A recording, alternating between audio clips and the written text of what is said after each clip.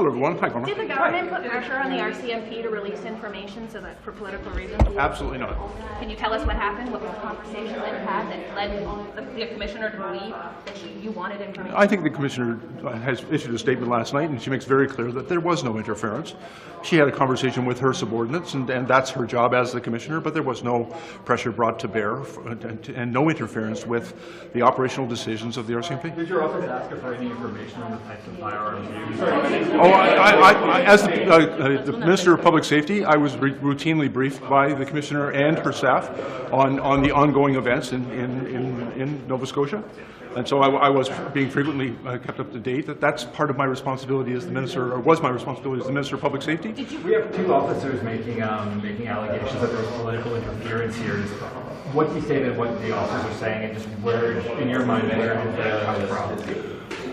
All I can say, first of all, I don't know either officer. I've never had a conversation with them, but there was no political interference, and I was sure of that. Did the government ask the RCMP to give you the names of the weapons that were used so you could use it in your gun announcement? No, and I'll help you recall that when we made the announcement, and I spoke to the issue, and I was asked very specifically by members of the press about the weapons, and I made it very clear that that was an operational issue that and that information should only come from the RCMP and not from us. Now, the opposition's not satisfied with the blanket denial. They're saying there's still questions. We have conflicting testimony from the handwritten notes to what they're hearing from the government. They want more answers. Would you be happy with some sort of committee investigation or something to take part in order to get more answers? First of all, I have absolute respect for Parliament and the choices it makes and how it determines to deal with these issues.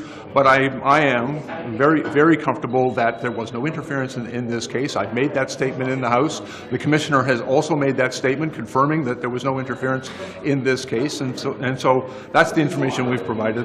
Have you spoken with the Commissioner? No, I haven't. I'm sorry, Rafi?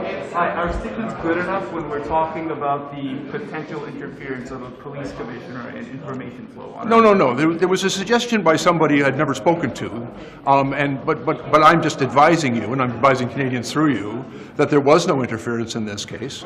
There was no pressure placed upon the RCMP, and no interference with their operational decisions. This is actually an important line between government and the operations of the police commissioner and the RCMP. It's a line that has always been respected. Both the commissioner and I respected that important delineation of responsibilities. When I was public safety minister, the commissioner had a responsibility to account for the actions of her service to the ministry. But at the same time, at no point in time could there ever be any interference in an ongoing investigation, and that includes the communications with respect to that investigation. The commissioner even said, sorry, I'm yelling over my friends here. But the commissioner even said that she handled the situation poorly in the aftermath, and these conversations that are the subject of all of this controversy right now. Do you still have faith in Brenda Lucki as the commissioner of the RCMP? You know what? I recall this terribly tragic incident in which a member of the RCMP and many Canadians lost their lives, and there was a great deal of trauma that was impacting on those officers and on that community. There was a need, and we heard it very clearly from the people of Nova Scotia, the families and the communities that were impacted by this violence. You know, they wanted information, they needed information, and the RCMP had an incredibly difficult job. And so I have a great deal of empathy and sympathy for the challenges both faced by the community and the RCMP in these circumstances. I think the commissioner of the RCMP has been very clear that she regrets some aspects of the conversation she had with her subordinates, but that's entirely between the commissioner and her subordinates. There is no involvement or role for government in that. I respect those processes, and I know from experience how difficult those challenges are. You are saying, and the commissioner is saying, that there was no political interference, but Canadians are looking what the superintendent has said, and that there was political interference. How should Canadians square the fact that you're saying one thing and someone who is in the media was saying the complete opposite thing? The superintendent obviously came to his own conclusions, and his notes reflect that. But I'm telling you, and I would tell the superintendent if I spoke to him, that I made no effort to pressure the RCMP to interfere in any way with their investigation. I gave no direction as to what information they should communicate. Those are operational decisions of the RCMP, and I respect that, and I have respected that throughout. Did the commissioner promise you that she would get you information? No, she did not. And just to be clear, because you didn't directly answer, do you still have faith in Brenda Lucki as RCMP commissioner? Of course. She has a very difficult and challenging job.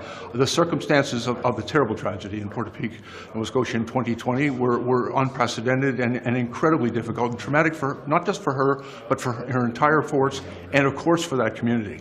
And so I understand the enormous challenges they face. It's also important that the work of the Mass Casualty Commission continue.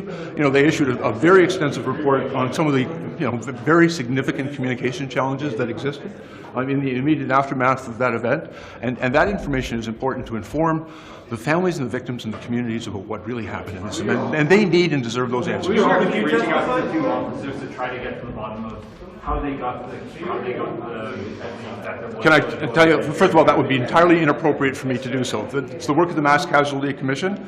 My interaction as the former Minister of Public Safety was at that time the Commissioner of the RCMP, and I do not have any direct intervention or connection to the men and women, her subordinates within her service. Do you agree with the assertion that releasing more information about what happened with the shooter, the gun, or any more details would have jeopardized the investigation? Again, that's not for me to say. But can I just also remind you that we campaigned in the summer of 2019 that we were going to strengthen gun control and ban military-style assault rifles. When we were elected and formed government and I was named the Minister of Public Safety and the Prime Minister gave me a mandate letter, contained right in that mandate letter was a commitment that we were going to strengthen gun control and that we were going to ban military-style assault rifles. That work continued unrelentingly and vigorously throughout the next several months as we worked with the Canadian Firearms Program, we worked with Public Safety Ministry, we worked with and consulted with people across the country to develop a very comprehensive list of over 1,500 military-style assault rifles. And we kept that promise. That was our commitment to Canadians, that we would ban those rifles, and we banned them. And we now know that weapons like this have been used in mass shootings at École Polytechnique, at a mosque in Quebec, they've been used to murder police officers in Moncton, they've been used to murder police officers in Meyerthorpe, they've killed worshippers in Christchurch and at the Tree of Life Synagogue, and they've killed little kids in places like Uvalde, Texas, and Sandy Hook. And so, in banning those weapons, I believe that we have made Canada a safer country. We've made it more difficult for people who are intent on mass murder to acquire the instruments and to gain access to the firearms that are used in those mass murders. And I think that was entirely appropriate, necessary, and frankly, one of the great lessons for us of the terrible tragedy in Nova Scotia is that we need to do everything possible to keep our communities safe, and that includes restricting access to those weapons designed only to murder people from people who are intent on doing so. So why are Brenda Lucki's colleagues throwing this accusation at her now? Again, I'm not going to comment on. Commissioner Lucki is responsible for her organization. She's the commissioner of the RCMP, and she's obviously had a number of conversations with her subordinates, and that is her job within the service. I am not going to, quite frankly, I'm no longer the Minister of Public Safety, but even as the Minister, I've always been very mindful of my responsibility to first of all, to hold the Commissioner accountable for the work of her service, but not to ever direct her in operations, which includes investigations and communications about those investigations. Thanks, everyone. Thanks very much.